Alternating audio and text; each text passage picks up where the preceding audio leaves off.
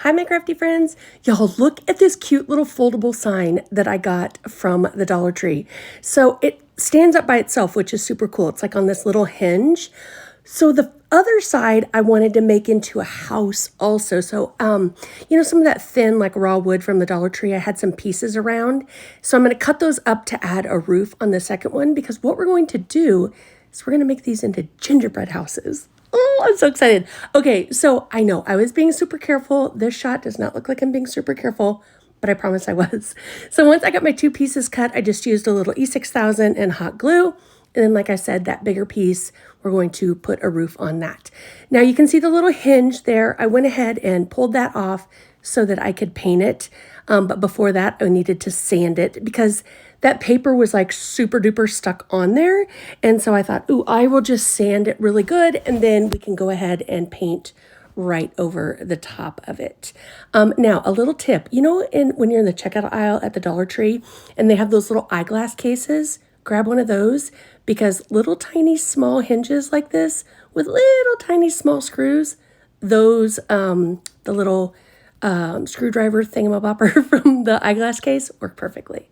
Okay, so I'm using that terracotta. This is kind of the brown color on these. I thought these would totally look like gingerbread cookies by the time we're all said and done. And you guys, as I started painting, I changed my mind. You can see the white Sharpie down there.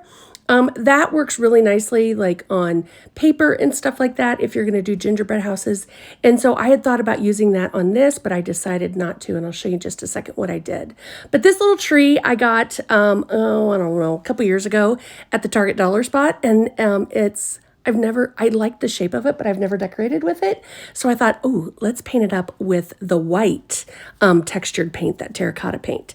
So we're going to put that on there, and I kind of clumped it on some spots because I wanted it to look super textural next to the gingerbread houses.